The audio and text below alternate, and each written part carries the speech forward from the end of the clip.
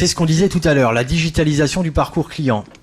Donc on voit ici que quoi qu'il arrive, pour aboutir à l'acte d'achat, on passe systématiquement à l'heure actuelle par un acte dit online, c'est-à-dire par une connexion Internet à un moment donné, qu'elle soit dans son salon, sur une tablette, sur son smartphone, mais il y aura toujours une comparaison Internet à un moment donné. Et arrive maintenant tout ce qui est Smart TV, où on a aussi accès via sa télé à toutes ces informations. Le print média qui est toujours important, hein, c'est tout ce qui est papier. Les amis, la famille. Donc le Mortar Store, c'est votre magasin physique. Et on voit que systématiquement, on passe à un moment donné par une connexion online avant l'acte d'achat. Donc sur un panel de 3000 clients.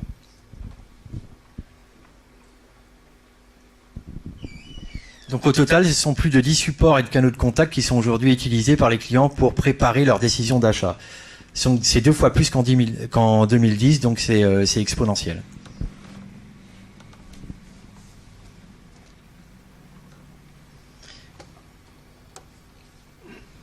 Donc là, on s'est concentré sur le mobile, hein, simple mobile. Hein, on ne parle pas de connexion Internet à la maison ni de tablette, simplement sur son mobile.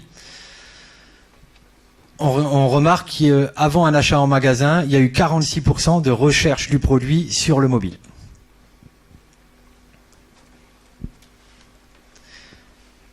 Il y a eu 19% de recherche sur mobile, puis visite en magasin, puis achat sur PC.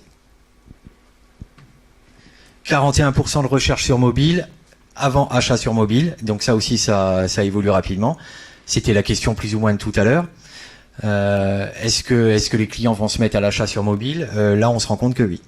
Donc pour l'instant, ça ne concerne pas des grosses sommes, mais il y a beaucoup de sommes échangées sur smartphone à l'heure actuelle. Et 18% des clients donc ont fait une recherche sur mobile, une visite en magasin et un achat sur mobile. Donc 37% recherche sur mobile, achat sur PC, mais bon pour moi ça c'est le même, plus ou moins le même média. Et 8% seulement de recherche en magasin et achat sur le mobile. Donc on voit que ce 8% est intéressant parce qu'on voit effectivement, c'est le schéma d'avant, qu'à partir du moment où il n'y a pas eu de recherche sur Internet, quel que soit le média, on se retrouve avec peu de recherche ni d'achat en magasin. Là, très peu de gens en fait vont regarder les choses en magasin et l'achètent directement après sur un mobile.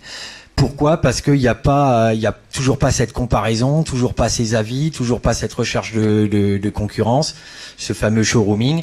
Il y a pas toute cette interface. On se rend compte qu'effectivement, le client est obligé de passer à l'heure actuelle par plusieurs supports avant d'acheter. Le support unique n'existe plus.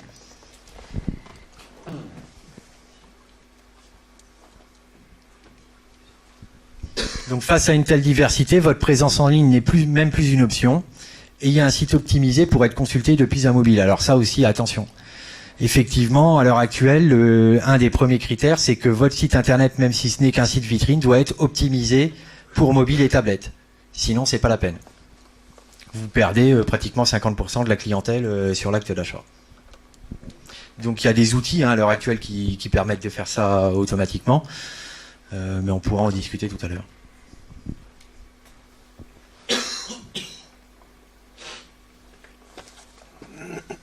Donc comme on disait, Internet, une étape incontournable pour préparer un achat en magasin. Donc 86% des internautes consultent Internet avant de réaliser leur achat. C'est ce qu'on voyait tout à l'heure. Donc 88% des Français se renseignent sur Internet avant d'acheter en magasin. Donc c'est quand même devenu impressionnant. Et tout ça depuis 2010. On va dire que depuis 2010 à 2013, tout a doublé. Avec un très fort taux de conversion par contre. Donc ce qui est important, c'est qu'on aboutit quand même à un achat en magasin et un fort taux de conversion en achat magasin. Donc Internet, comme on le voyait au départ, ne cannibalise pas vos ventes magasins à partir du moment où votre magasin, c'est un petit peu l'objet de ce qu'on voit aujourd'hui, est entre guillemets digitalisé ou connecté.